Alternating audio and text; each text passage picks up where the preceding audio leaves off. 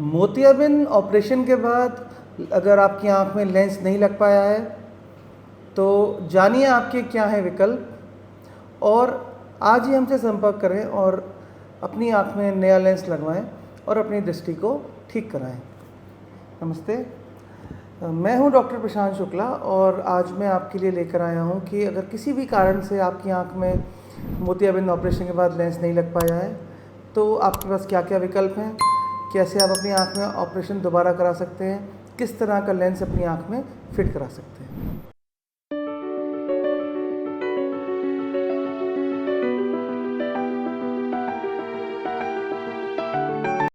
सफ़ेद मोतियाबिंद हमारी आँख में इन्वेरेबली एक उम्र के बाद हर एक किसी के बनता है और सफ़ेद मोतियाबिंद का जो ऑपरेशन है वो हमारी बॉडी पर, हमारे शरीर पर किए जाने वाला एक बहुत ही कॉमन सर्जरी है जो कि इन्वेरेबली हम में से हर एक किसी को एक उम्र के बाद ऑपरेशन की ज़रूरत पड़ जाती है।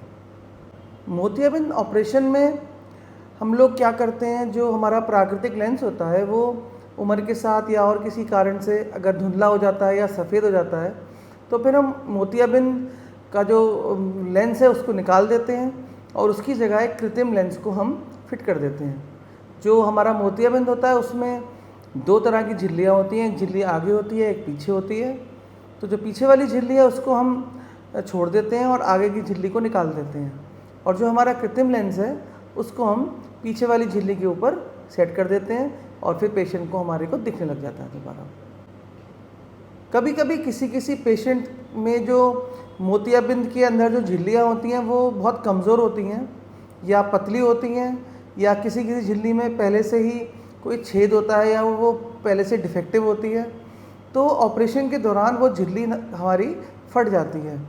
इस चीज़ के लिए हम पहले से कुछ भी डिफ़ाइन नहीं कर सकते कि किस केस में क्या होगा, लेकिन कभी कभी किसी पेशेंट में वो झिल्ली फट जाती है और जो रूटीन जो लेंसेज हैं जो कि हमारे झिल्ली के ऊपर हम लोग सेट करते हैं वो ऑपरेशन के उस वक्त ऑपरेशन के टाइम पे वो लेंस फिट नहीं हो पाते। इसी वजह से कभी कभी पहली बार में आँखों में लेंस नहीं लग पाता है। तो फिर हम इस तरह के पेशेंट्स में दूसरी सर्जरी में ऑपरेशन के माध्यम से लेंस लगाते हैं और इसको हम बोलते हैं सेकेंडरी इंट्राऑक्यूलर लेंस इम्प्लांटेशन। मतलब कि दूसरी बार में हम ऑपरेशन करके जो पेशेंट की आँख के हिसाब से बेस्ट लेंस होगा उसको हम आँख में फिट कर देते हैं। इसमें प्रमुखतः एंटीरियर चैम्बर इंट्राऑक्यूलर लेंस होता है जो कि आँख के ब्राउन एरिया या आइरिस के ऊपर लगाया जाता है। दूसरा जो लेंस होता है वो आइरिस क्लिप लेंस होता है जिसको आँख के आइरिस वाले एरिया के ऊपर भी लगा सकते हैं या रेट्रोफिक्सेशन आइरिस के पीछे भी लगा सकते हैं। इसके अलावा जो हमारे पास ऑप्शंस हैं वो हमारे पास स्क्लेरल फिक्सेटेड लेंसेज के ऑप्शंस होते हैं, जिन लेंसेज को हम सूचर से या special type of medicated glue से वाइट एरिया जो स्क्लेरा होता है उसमें भी फिक्स कर देते हैं। तो जब भी आपके सेकेंडरी इंट्राऑक्यूलर लेंस का इम्प्लांटेशन होता है या दूसरी सर्जरी का हम प्लान करते हैं तो सबसे पहले हम आँख के पर्दे की जांच भी करते हैं, पेशेंट का एक OCT भी करके देखते हैं, क्योंकि कभी कभी ऑपरेशन के दौरान मोतियाबिंद के कुछ टुकड़े होते हैं वो आँख के पर्दे पर भी गिरे हो सकते हैं, गिरे पाए जा सकते हैं, तो उनको हम छोड़ भी नहीं सकते।